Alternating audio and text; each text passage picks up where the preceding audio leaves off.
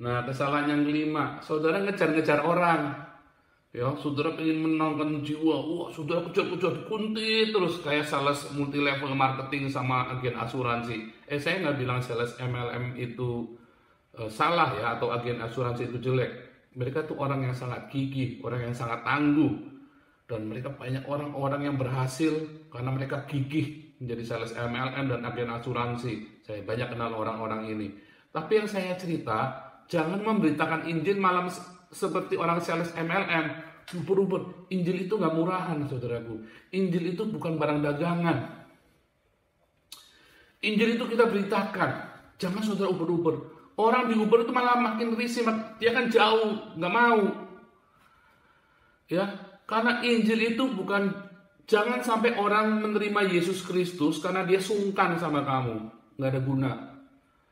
Di Eropa ini orang bebas merdeka memutuskan. Bahkan orang boleh mengkritik Alkitab, orang boleh mengkritik gereja, orang boleh mengkritik agama. Orang boleh declare, saya ateis, saya homoseksual. Di sini ada kebebasan. Kalau ditanya kenapa kamu tidak mau jadi homoseksual? Karena saya nggak mau. Bukan karena saya tak malu, enggak. Karena saya nggak mau, itu tidak sehat, itu tidak normal. Tetapi kalau bagi orang normal, silakan saja. Jadi tidak boleh ada orang memberitakan Injil, terus orang itu jadi Kristen karena sungkan, karena dia anak buahmu, ya, dia karyawanmu di kantor, dia stafmu, kamu beritakan Injil, dia jadi Kristen karena sungkan supaya naik jabatan. Oh, itu salah ya, itu salah. Saudara akan membuat dia menjadi orang yang munafik, ya. Jangan memberitakan Injil karena dia pembantu, dia sungkan. Kamu ikut aku kerja, dipancing-pancing ikut ke gereja terus, biar dengar firman Tuhan. Salah ya. Iman tidak datang dari logos. Iman datang dari rema, ya. Iman datang dari rema. Roma 1 ayat 17. Ya. Roma 10 ayat 17. Iman datang dari pendengaran oleh firman Kristus, dari rema. Jadi bukan yang penting dia dengar firman Tuhan, enggak. Ya, Roma 10 ayat 17. Saudaraku, kemudian saudara jangan pernah menjebak orang untuk pergi ke gereja. Oh, itu perbuatan yang tidak baik ya. Kalau di Eropa itu bisa dituntut saudara itu. Nggak boleh begitu ya. Ada kebebasan di dalam percaya kepada Tuhan. Kalau dia nggak percaya, jangan berpaksa. Lalu bagaimana dong? Tunjukkan hidupmu. Saudara tahu, ya, imigran Islam di Eropa ini yang paling susah diinjili adalah orang dari Irak. Tapi saya bisa baptis mereka. Sorry, Tuhan ampuni, bukan saya. Tapi Roh Kudus membuat mereka datang untuk dibaptis. Bagaimana? Mereka lihat hidup kami. Ya, dia tetangga saya, kebetulan dia tetangga saya. Dia lihat hidup kami. Kami begitu empati, kami begitu memberikan support buat mereka. Ada kasih yang terpancar. Lalu mereka bilang sama saya, kok kamu nggak seperti orang-orang yang teman-teman saya di Irak cerita, ya, orang kafir, orang yang begini, orang begini. Terus saya lihat teman-teman saya orang-orang Eropa, orang-orang bule, orang Jerman, orang Belanda, mereka semua baik-baik. Mereka nanya, kenapa orang-orang ini begitu penuh kasih? Ya, terus kemudian bilang, saya mau dibaptis. Saya kaget, saya susah sekali nih jadi orang Irak, orang ini tiba-tiba datang sama saya, dia minta dibaptis. Ingat ya, jangan saudara jebak orang itu. Ya, tapi kita justru tunjukkan kasih, biar mereka yang datang sama Tuhan. Itu memberitakan Injil. Kesalahan yang keenam adalah saudara ngotot, ya, pengen memenangkan dia. Saudara nginjili orang, saudara ngotot, ya. Padahal di dalam Yohanes 6 ayat 44 Yesus bilang, nggak ada orang bisa datang kepada Yesus kalau bukan karena Bapa, ya, bukan karena Roh Kudus. Bapa apa sih? Bapa itu Roh Kudus, ya. Ketika orang mau datang sama Yesus hanya karena Roh Kudus saja. Jadi bagaimana dong? Saudara berdoa, saudara mau nginjili siapa? Mau nginjili ayahmu. Saudara doa puasa kalau perlu buat ayahmu. Puasanya yang benar, bukan membalikan jam biologis, tetapi benar-benar puasa 24 jam makan cuma sekali. Saudara mau berdoa buat siapa? Buat kekasihmu. Berdoa puasa buat dia. Jangan dikawin terus biar jadi Kristen. Itu sesat ya. Jangan pernah mengkristenkan orang dengan pernikahan. Itu sangat sesat. Saudara akan menuai hal-hal yang buruk di situ nanti. Dan nanti saudara teriak, Tuhan salahku di mana? Semua yang masuk ke inbox saya, mereka jadi Kristen karena pernikahan. Terus kemudian balik lagi ke agama lamanya. Hati-hati, Anda sedang tidak menikah dengan pasangan yang seimbang. Jadi saudaraku, kalau saudara mau berdoa kalau mau nginjili orang, siapa yang mau saudara injili? Doakan dia, puasa buat dia. Saudara mau injili satu komunitas, sekolahmu, kantor, di mana komunitasmu?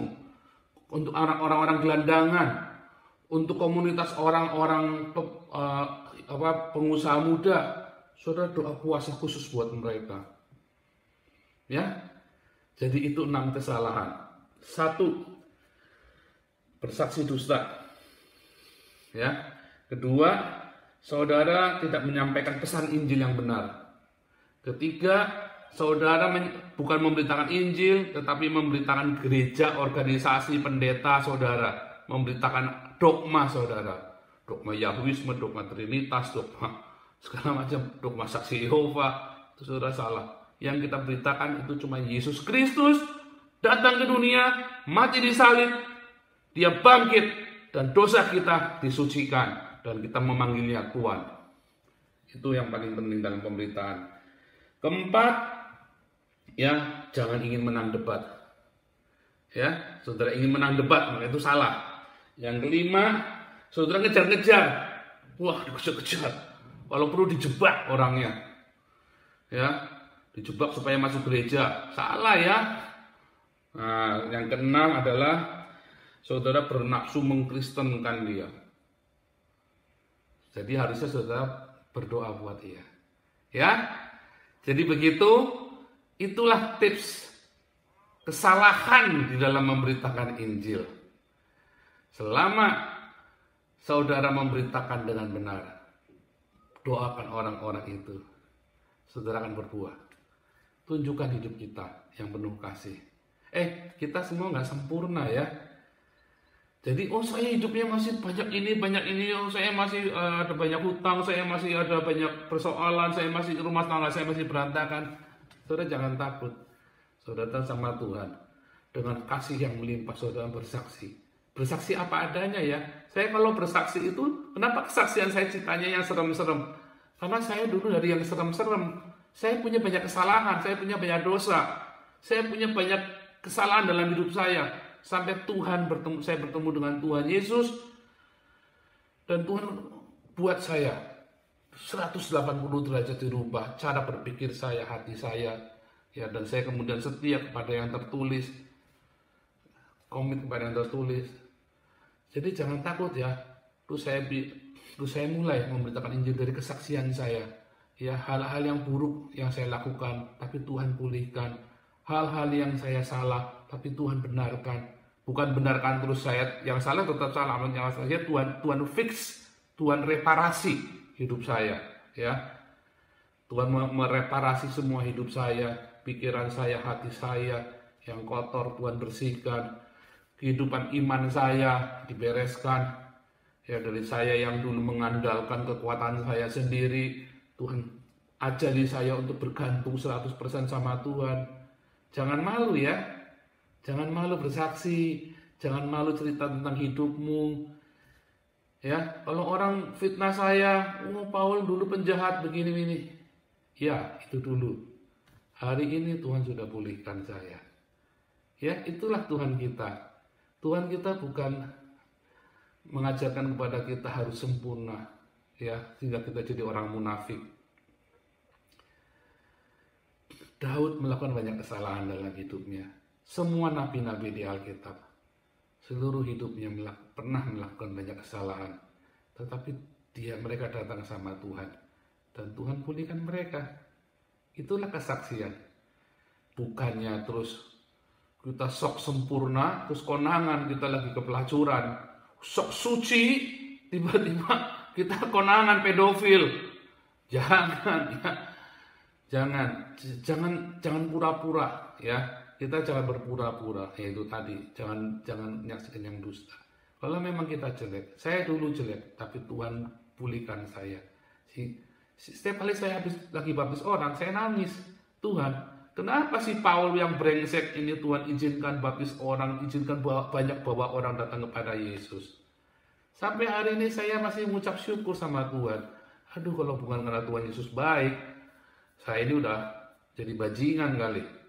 Tapi karena Tuhan Yesus baik, ya, si Paul yang bajingan ini jadi apostol ya, jadi rasul. Saya keliling dunia, saya pada bangsa-bangsa, pada orang Iran, orang Irak, orang Suriah. Saya pergi pada orang Eropa, pada orang Jerman, pada orang Swiss, pada orang Belanda. Saya beritakan Injil. Emang Paul hebat? Enggak. Itu karena kasih karunia Tuhan. Kalau enggak mas sudah selesai, sudah jadi bajingan. Itu kesaksian ya. Tuhan Yesus memberkati.